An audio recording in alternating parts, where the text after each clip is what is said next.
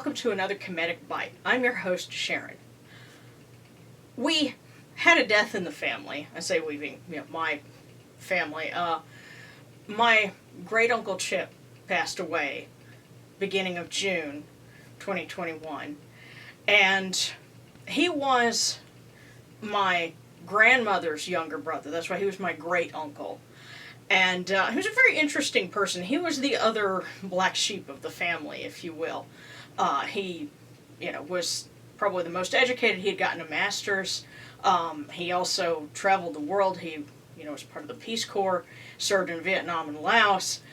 He taught French at the U.S. Embassy School in Taiwan for a long time. And he finally came home in around late 90s. And what makes him interesting and pertinent to this discussion, actually, he was an atheist. My younger brother lived with him for a little while and asked him, "Hey, Uncle Chip, do you want to take me to church? Go with me to church?" And Uncle Chip told him, "I'll drive you there. I'll pick you up afterwards, but I'm not going in there. I had that crammed down my throat enough, and I've seen enough things to believe that none of that is real." So, he was, he respected other people's beliefs, but he was an atheist himself. So when he passed away, and my grandmother, his devout sister, was left to take care of his funeral arrangements, she had cards made for him with that. And I got another card with his obituary on it, and big old Christian cross on the front. And I felt upset on his behalf. I thought, that's not who he was. But, that's what everybody else picked for him. Now this one, I actually cut it and then realized, I need to keep it, for taping. Because what I'm going to do, it has his picture on it and his information. I'm going to make a little Kemetic memorial picture for him to acknowledge, the spirit of rebellion, if you will. Because yes, he was atheist, but, it's something else that, goes counterculture, and, I'm sure he would appreciate, the thought behind that. But I'm also sharing this with you because this could happen to any of us.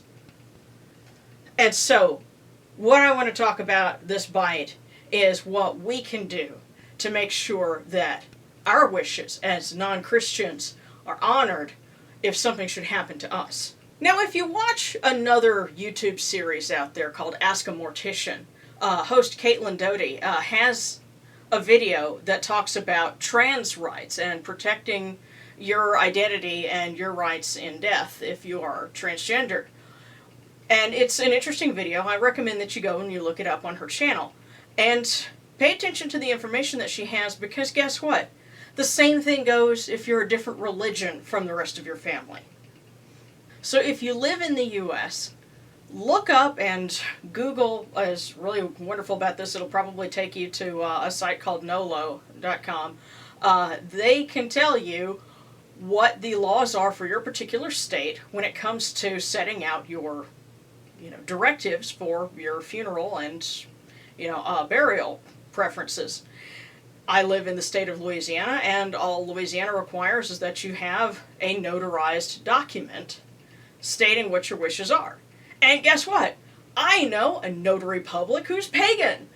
Side note, yes, there are a lot of pagans that want to get a clergy card so they can host weddings, but I think we need pagans who are also notaries public, because that would be something else that would help us, with things like getting these sorts of documents made official.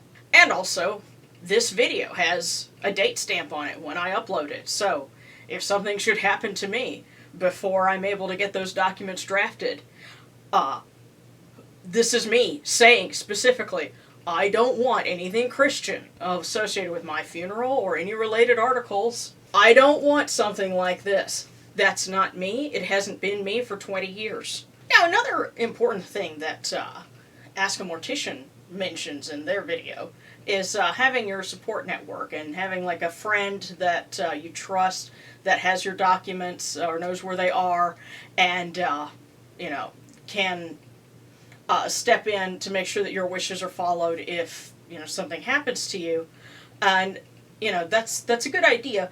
Another suggestion that I'm going to offer, if that trusted friend or, someone who's a family member that you trust, if they happen to be an emergency contact for you, one thing that you can do that first responders say is a good idea is to put ICE next to their name in your phone. So if something happens to you, you're a car wreck or something, they got to go through your phone. Who do we contact? Oh, it says in case of emergency. That's who we call. And I think we need to have more pagan clergy available so that if someone dies and they want last rites of their pagan tradition honored, you basically can put down contact so-and-so so that they can officiate, for the funeral. Because why should we have to hide even in death? Why can't we say, this is what I want, done for me for my, last rites? There are, rites of passage for that in a variety of pagan traditions, not just Kemetic, but that's a big one. And that's one of the reasons why my goal for this Kemetic year is to finish the incorporation process, so that there's some legal backing for people, who might want that. If they want to say, I want a Kemetic funeral, there's legal protection and legal clout there, and nobody can, or sure, somebody can contest it, but when you have the 501c3 incorporation, that makes it a lot harder. People can't say this isn't a real religion. Now, of course, this is different in other parts of the world. My viewers in the UK have pointed out that you can't get legal incorporation in the United Kingdom like you can in the United States. So it's going to be different if you live in a different country, but you still owe it to yourself to look up what your rights and what's available to you in your home country, because you deserve to have your final wishes honored. And especially for those of us that practice a tradition that's largely supported on the internet, that's one area where knowing who's relatively close to you could be of help, so that if you do have some major rite of passage, including the last rite of passage, you know who's in the area that you can reach out to and say, I want you involved in this. The ancient Egyptians considered building a tomb a proper way to prepare for the end of life.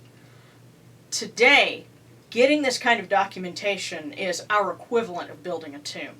So have your advanced medical directives, your will if it's something that's applicable, if it's, and I say that if you've got something to, pass on, then you need to have some kind of a will drawn up so that, that goes to who it needs to.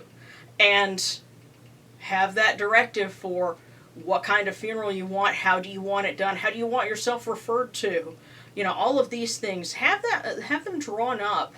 Make that your goal for this Kemetic year. Hopefully it's something that you won't need for a long time. But if something should come up whenever you do need that, if it's not something that you pray yourself anymore, you don't want the Lord's Prayer next to your name if it doesn't fit. Just a quick update, I'm working on other episodes, and you'll be seeing those a little later in the month. I do have a new video on my sister channel, Golden Age Videos, and we talk about our experience of seeing Transformers the movie, so if that might be your thing, be sure to check out the channel. And as always, there will be updates and bits of exclusive footage that's available on Patreon, and look forward to that in a couple of weeks as well. So, see you soon, and in the meantime, this is Sharon, wishing you Senebti. Do you have a question about Egyptian paganism? Share it in the comments section, and it could be the topic of the next Kemetic Byte. Don't forget to subscribe, and join me on Patreon for more videos, outtakes, and exclusives.